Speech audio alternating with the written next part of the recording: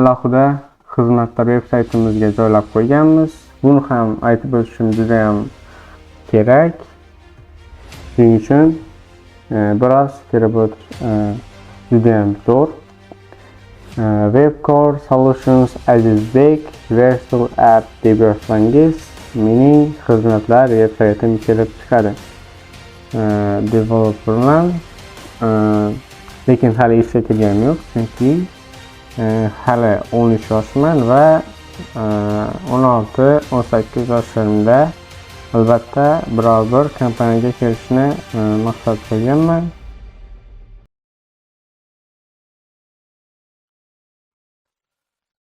Assalomu alaykum do'stlar.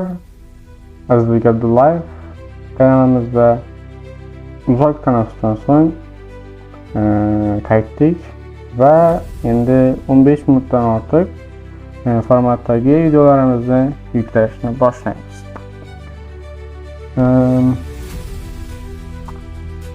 Bilasizki, hozir 13 yoshdaman va bugun sizlarga o'zimning eng so'nggi va zamonaviy texnologiyalar bilan yaratgan ya'ni Next.js, Approach va Supabase Backend hamda Canvas CSS bilan yaratgan shaxsiy portfoliyomni tushuntirib bermoqchiman va rezyumemni ko'rsataman sizlarga hozir. Ungacha siz kanalga obuna bo'lishni unutmang va videoga like bosishni esingizdan chiqarmang. Demak, hozir boshda demosini ko'rsataman, ya'ni internetda turgan saytimizni ko'rsataman. Sizlar ham yozib ko'rsangiz bo'ladi. Azizbek Dev Virtual App deb yozsangiz bo'ladi va mana juda ham ajoyib fonda. Bu hozir menimcha har doim dark modda turadi va light mode yoqish uchun bu toggle buttonni bosishingiz kerak bo'ladi. Bu yerda hero qismida hamma narsa ko'rsatilgan. Mana men full stack developerman va C++ ni bilganim uchun bu yerga yana bilimlarimni qo'shib qo'yganman. Salom, men Azizbek Abdullayevman.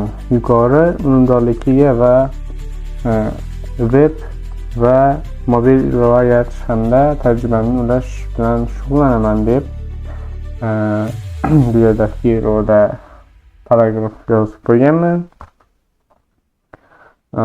Bu yerda ko'rib turganingizdek linklarim bor. Deyarli barcha linklarim shu yerda.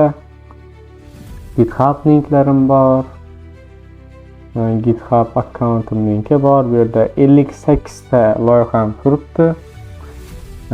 Shu portfoliyomdagi link orqali kirsangiz bo'ladi.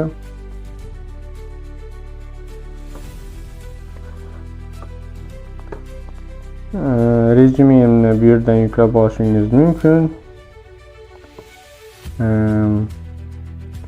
Demak, bossak bu yerda yuklab oladi va bu yerda ko'rsangiz, ya'ni ishga taklif qilmoqchi bo'lganlar bemalol rezyumemni ko'rib menga mana shu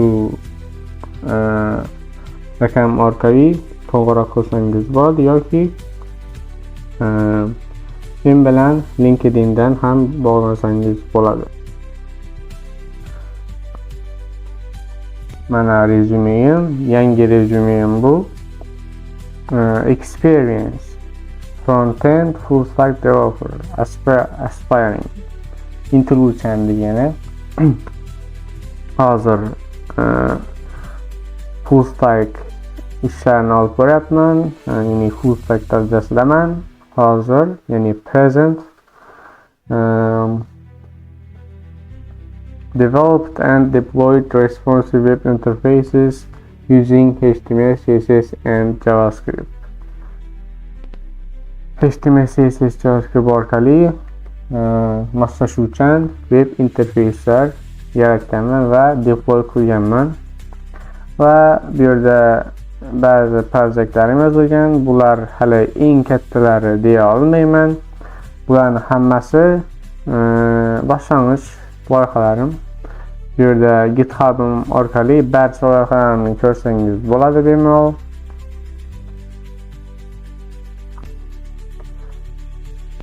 Demak, ajoyib. Biz rezyumemizni ko'rsatishdan mamnunmiz, chunki bu rezyume ishga olishda juda ham kerak bo'ladi, ayniqsa dasturchilar. Demak, kodni ko'rsatsak,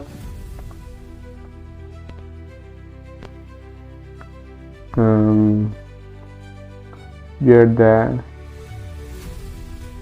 My Portfolio version 5 papkasi orqali loyihamiz kodlariga kirsak bo'ladi. Bu yerda app strukturamiz, ya'ni asosiy sahifalar strukturamiz turadi bu app papkasida. Bu yerda about kodi turadi, ya'ni page, admin panel sahifamiz ham bor. Bu lekin sizlarga aytilishi kerak emas, chunki men boshqarishim uchun alohida sahifa, ya'ni postlar yarataman u yerda. Hozircha faqat post yarata olaman admin panelda.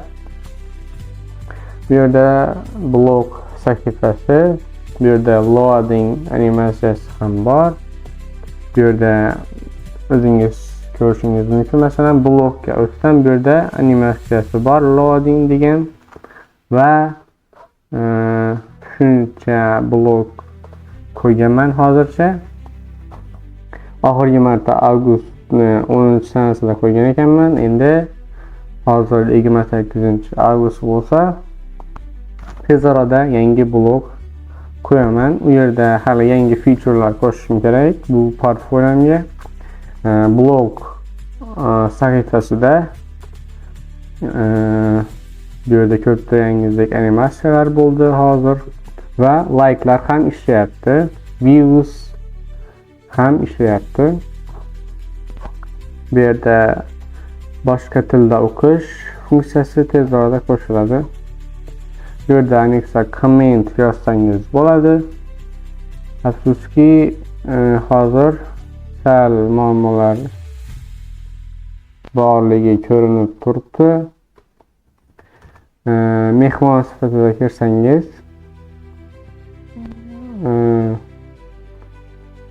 sal avatari yuklanishi qiyin bo'lyapti hozircha, lekin buni albatta refactor qilamiz. Hech ham xavotir olmang. Xullas, hozirgi blog sahifamizning ko'rinishi mana shunaqa. Oddiy tekst orqali bloglar bo'ladi. Tez orada bu yerda rasm qo'ysa ham bo'ladigan qilamiz. Buning uchun biroz vaqt kerak bizga. Bu yerda projektlarimiz ham sahifasi turibdi. Trackers, Interact, Educode Hub. Bu yerda hozir bu Educode Hub rivojlanish jarayonlarida, shuning uchun hozircha faqat kurslari foydali bo'ladi. Chunki hozir unchalik bu yerda aniq logic ishlamayapti afsuski, lekin buni tez orada tuzatib 100% ishlaydigan qilib topshiramiz. Sizlar bemalol foydalansangiz bo'ladi. Bu yerda barcha loyihalarim bo'lmasa ham eng zo'rlari turibdi, ko'rsangiz bo'ladi. Reseptlar dunyosi bor. AI assistant videoda ko'rganingizdek, bu yerda video qilganman uchun ham version 2 portfolio bu yerda bu juda ham eski. Bu yerda deyarli barcha loyihalarim bo'lishi uchun bu yerda call to action joyini, ya'ni sectionni qo'yganman. Ya'ni harakatga chorlash GitHubga yo'naltirish uchun bu yerda tugma qo'yganman. Albatta BTN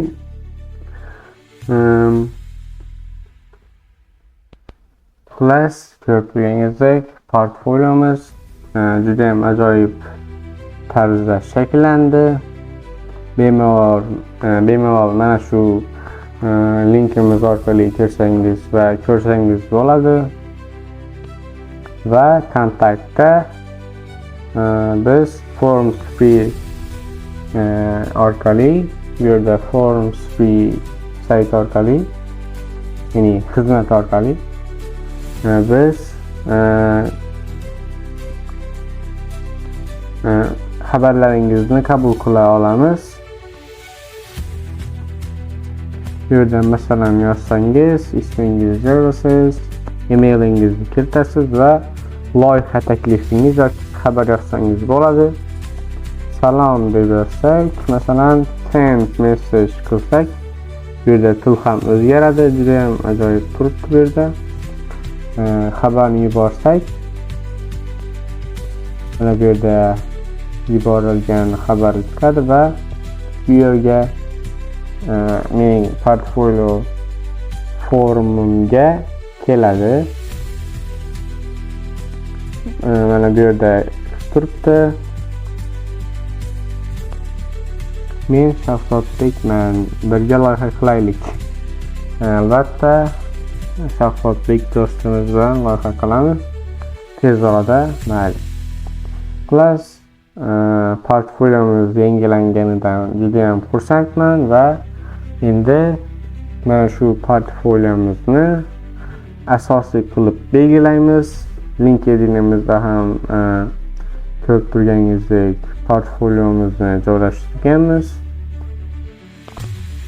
Bu yerda asosiy portfoliomiz deb mana shu portfolioni belgilab qo'yganmiz.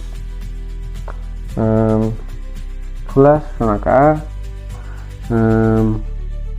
menimcha men haqimda sahifasi juda ham ajoyib bo'ladi. Hali yana yangilanishlar olib boramiz.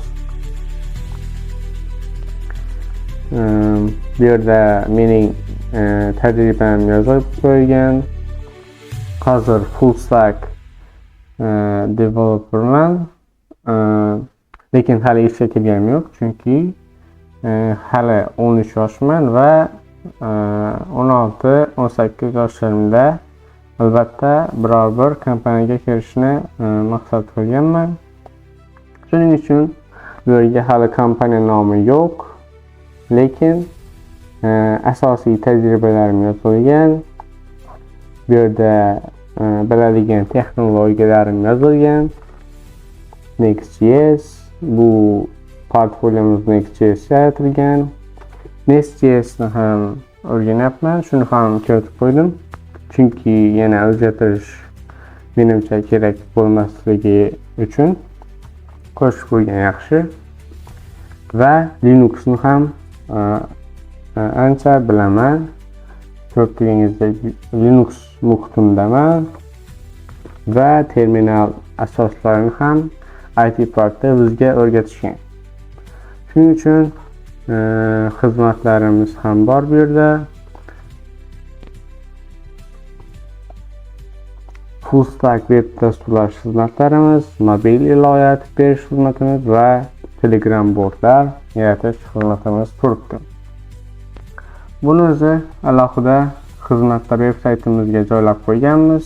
Buni ham aytib o'tishim juda ham kerak. Shuning uchun biroz kerak bo'ladi. Juda ham zo'r.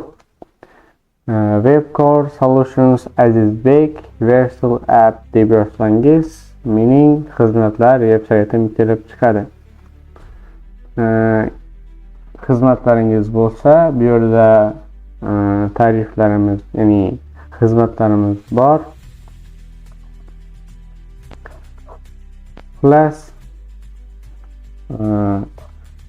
bu veb-saytimizga kirishingizni maslahat beraman va agar xizmatlaringiz bo'lsa, bu kalkulyatorimizni hisoblab bu yerga yuborsangiz, masalan Azizbek va nomeringizni yozsangiz bo'ladi hozircha, chunki hozir usernamingizni yozish sal noqulay bo'lib turibdi bu yerda, chunki bu yerda fetch xatosi chiqishi mumkin. Mana bu yerda Telegramdan keldi, mana mening DM botim hisob-kitoblar kelyapti, ajoyib. Plus bu sahifamizga ham kirishni unutmang. Portfoliomiz bor bu yerda, loyihalarimiz Webcore Solutions tomonidan bajarilgan va ko'rib turganingizdek bu yerda ham kontakt bor. Telegram kanalimiz linklari. Plus hozircha mijozlarimiz endi bizga yozishyapti. Albatta xizmatlaringizni kelishtirib beramiz. Bu yerda shunchaki aniq narxi berilgan, sizlarga kelishtirib beramiz. Demak, asosiy maqsadimiz sizga portfoliomni ko'rsatish edi bu videoda. Bu yerda futurimiz ham ajoyib chiqqan. Bu yerda kod strukturani ko'rsangiz bo'ladi. Kontekstda biz language ni to'liq kontekstlaganmiz va datada tarjimalar turibdi va projektlarim datasi turibdi, bloklarim datasi turibdi. Bu boshlang'ich blok edi, bu static file hisoblanadi, bu kerak emas. Xullas, ko'rib turganingizdek biz portfoliomizni yangiladik. Albatta linkimiz orqali kirib ko'ring va Webcore Solutions yangi veb-saytimizga ham kirib ko'rishni unutmang. Chunki hozir biz Webcore Solutions orqali o'syapmiz. O'z freelancerlik faoliyatimizni boshlayapmiz. Qo'llab-quvvatlashingizni kutib qolaman. Va tez orada mana shu videomiz YouTube'imizga chiqadi. Like va obuna bo'lishni unutmang. Keyingi videolar undanda qiziqarli va foydali bo'ladi degan umiddaman. Fikrlaringizni izohlarda yozib qolishni unutmang. Keyingi videoda ko'rishguncha, xayr do'stlar.